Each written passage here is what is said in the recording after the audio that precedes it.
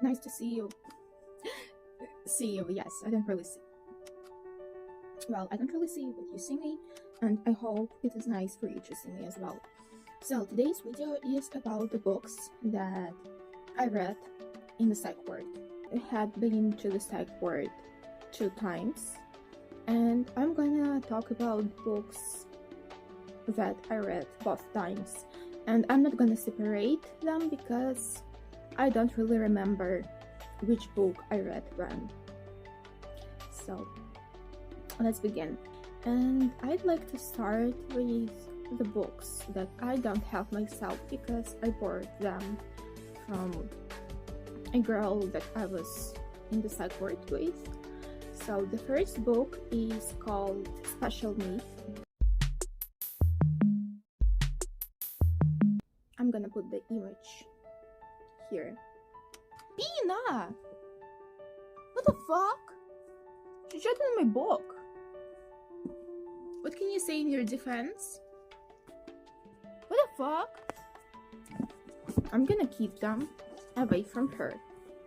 This is a book about a world, our world, but in the future.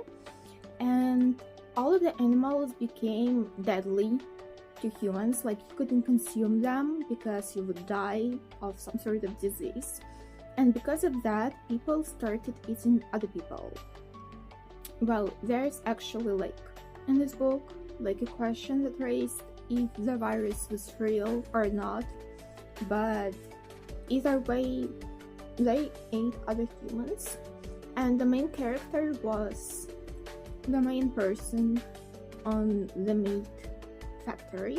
This novel was very graphic, very interesting, and I would actually like to recommend it to you if you're not very sensitive person. For example, I love horror, I love gore, but I like the stories where the gore helps to highlight something about humans. I love this stuff, but if you're not really into it, I wouldn't really recommend it because the process of dissecting a human's body is very graphic in it. Another book that I read, I got it from the same girl. She gave it to me. It was like huge, it was like this thick and this big. It was a book about digital art, everything about like composition, color theory, anatomy and stuff like that. I am very interested in this topic because I am a traditional artist. I'm not sure if you can call me an artist, but like I like painting and drawing. I do traditional art because I don't have the gadgets for digital art, but I am very interested in transitioning to digital art as well.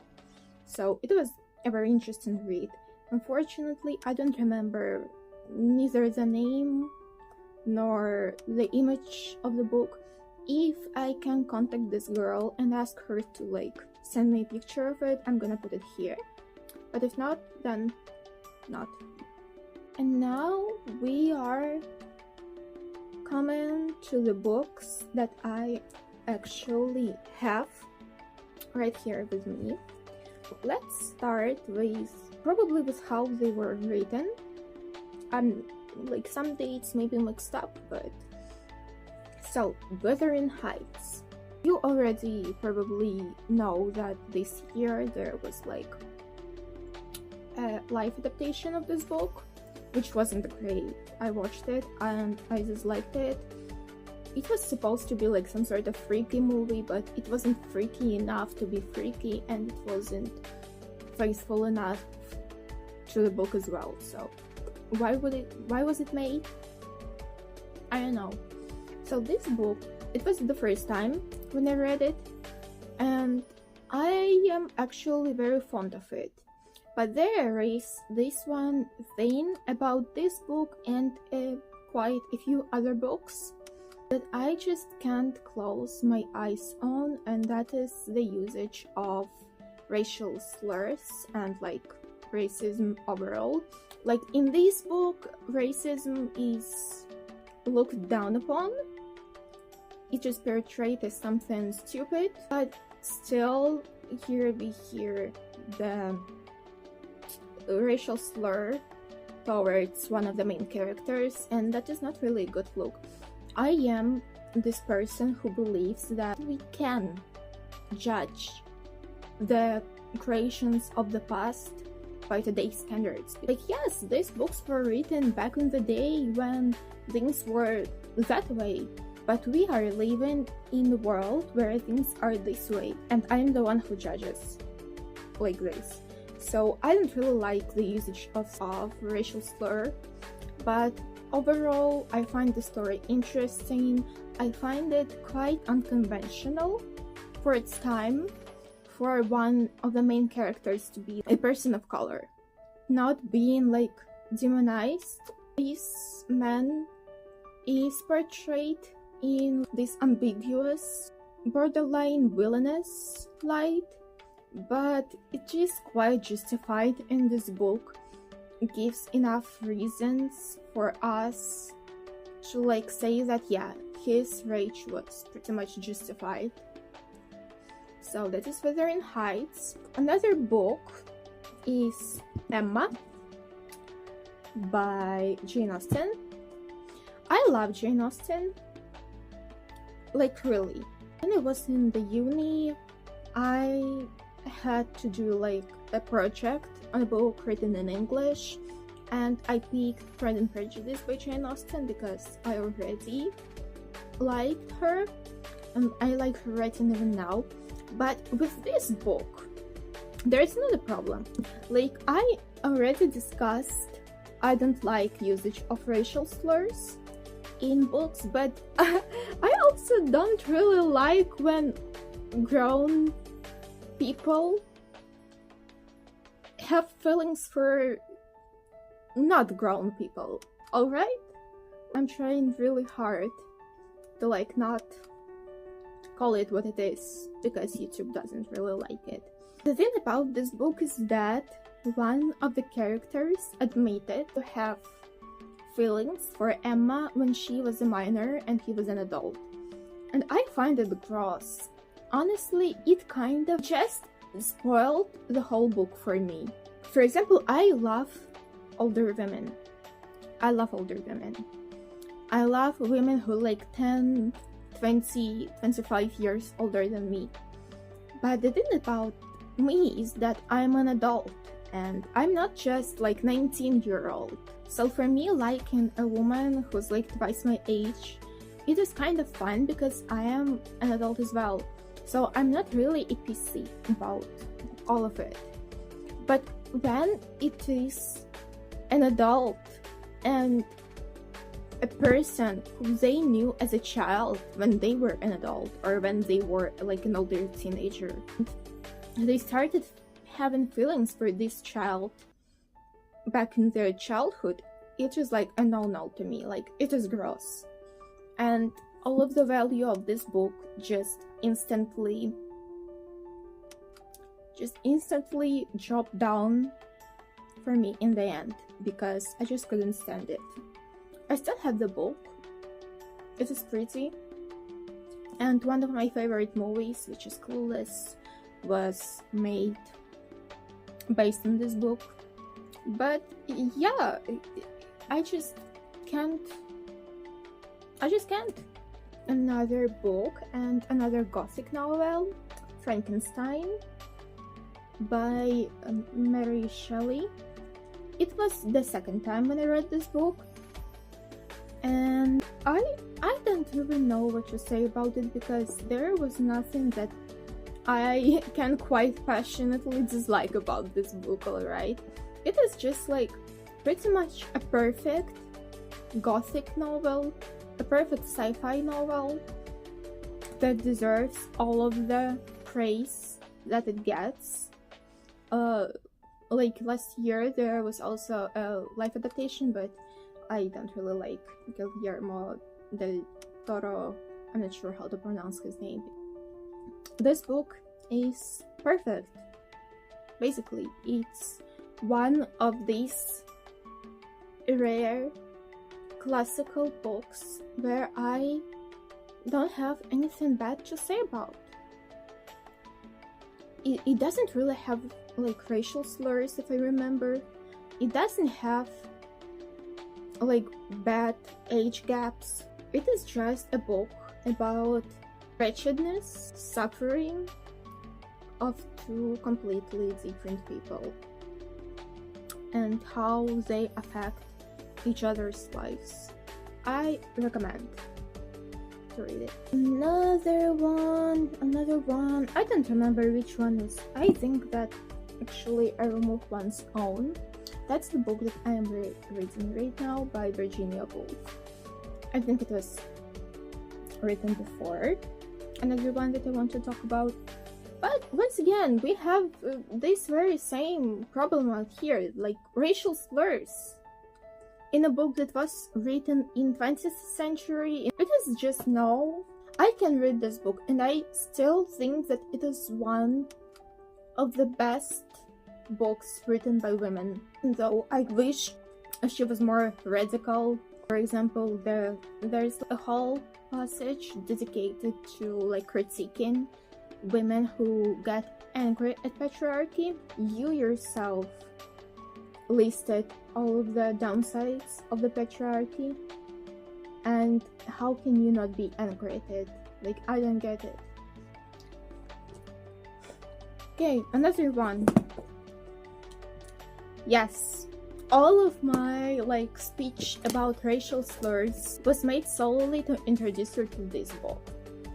The Bell Jar by Sylvia Plath. I don't know if you guys know, but I think it is pretty much a common knowledge that Sylvia Plath was a racist. And you can see it in this book as well. Like the way the main character interacts with people of color, what she says about them, it is all well documented in it. Do I think that's a good book? Yes, I think it is a very well written story about mental health that was quite daring for its time, because even now, talking about mental health is still pretty stigmatized, but back then it was catastrophic, especially for women. So it is quite revolutionary in this sense. But I really can't close my eyes on the racism. You would think, like, why would you talk about racism this much? You're white. Like, yes, I'm white, but that is exactly why I care about racism this much. Because unlike people of color, I have this privilege and I should be more mindful about it all in the literature that I read. These books, nobody cares about supporting a racist because they're all that. You can't really support them.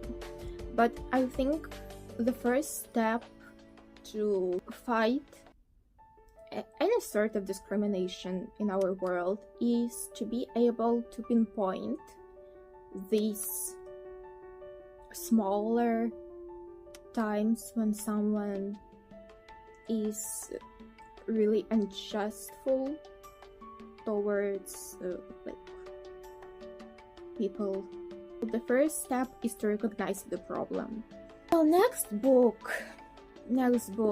I'm gonna talk about these two because they're written in Russian.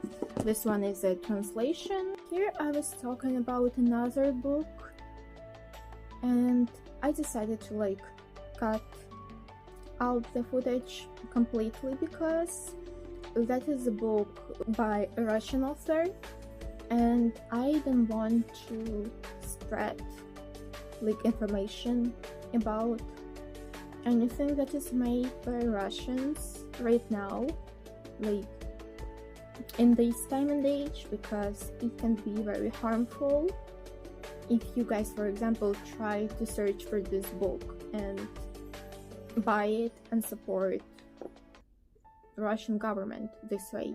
I am not gonna be talking about this book. Next book, as you can see, it is in Russian, but it is actually made by if I remember correctly, by Finnish, an author from Finland,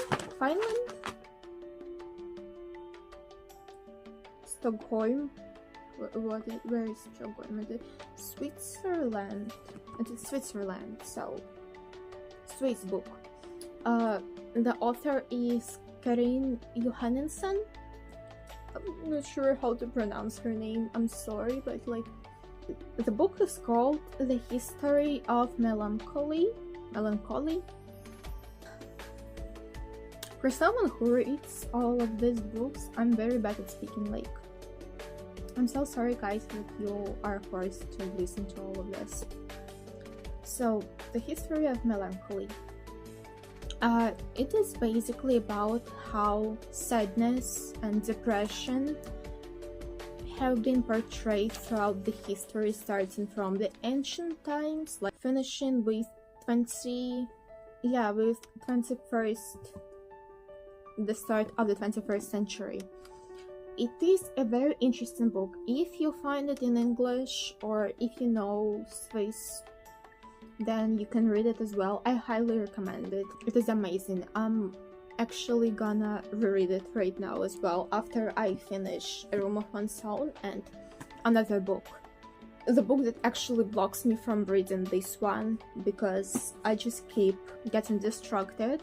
I'm gonna show you like this book. It is in my phone. This book is called Midnight Shift.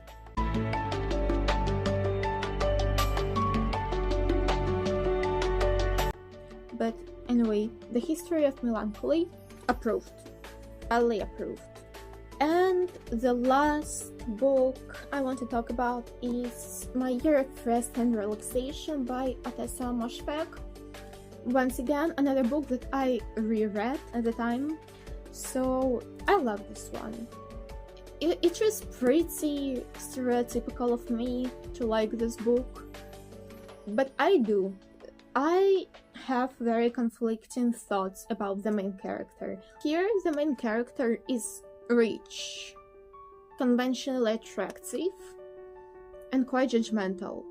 I can sympathize with people who have one of these traits, but when they have all three, it is very hard for me to be able to like not wish for this person to get what they deserve.